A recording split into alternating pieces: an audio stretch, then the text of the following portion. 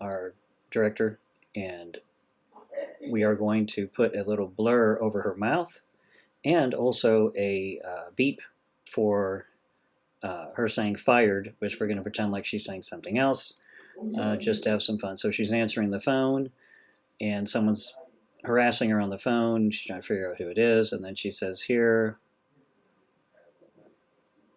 "You're fired," I think, right here. Let's see. You're fired.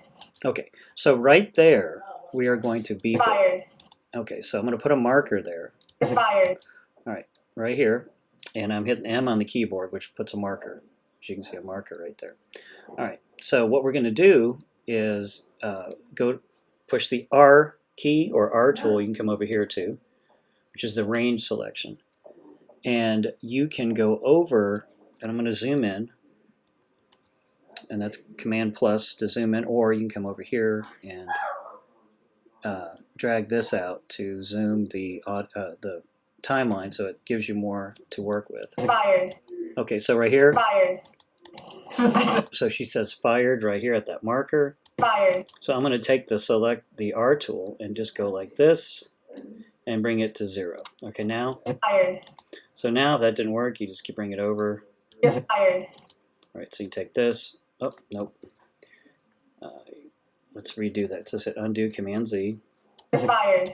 Okay, so we're going to get rid of this entire part here. So we're going to take the R tool and just drag it over. Drag it over there, and then I'm going to come over a little bit more. And each one of these little blocks you see moving, darn it, try again, is a frame. So it's one frame for each one of these little blocks you see on the screen. That's one frame at a time. So, all right, now we're taking that. Oh my gosh, I didn't let up. Okay, it turned down the volume. Yes.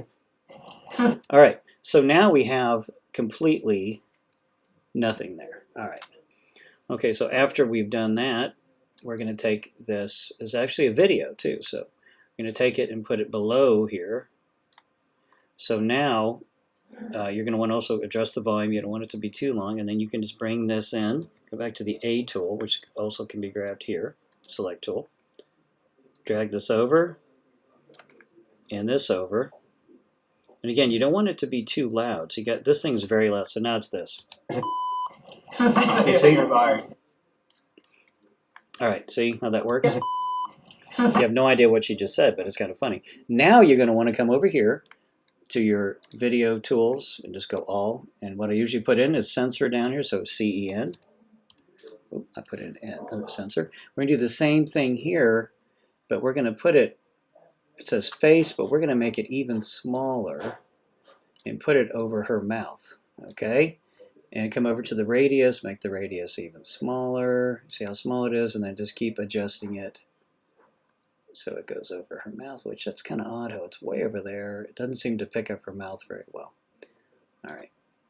All right, so what we got to do is we got to cut here, come back down here to the timeline. B, cut there. We're going to cut there so that the censor blur shows up on her face. Now, the problem is I've already placed it, so I need to undo the censor. So it's trying to track this entire video. So I'm going to get rid of the tracker here by clicking that, get rid of the tracker, and go back to the part that we're working on, which is way over here, right here. Okay, so now we've cut this, and I'm going to select that. Now I'm going to put the censor. Oh, I got to undo the other one first, excuse me. Get rid of this censor by just clicking on, highlighting, and hit delete on the keyboard. Now there's no censor.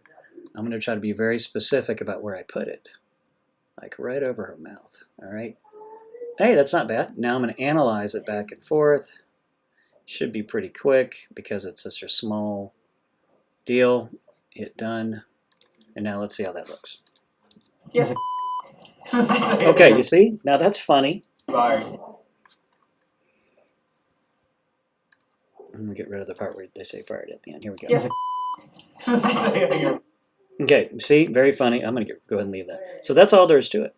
And then what you're going to do is, what you're turning in here is just the XML file. Okay, because I've already got these two files. So you're only sending an XML. All right, and so you come up here to File, Export XML, and go to Previous Version. And then just name your, whatever it is you're naming it. and desktop or wherever you want to save it, and then just hit save. And that's it. Turn in that XML file and you're done. Congratulations.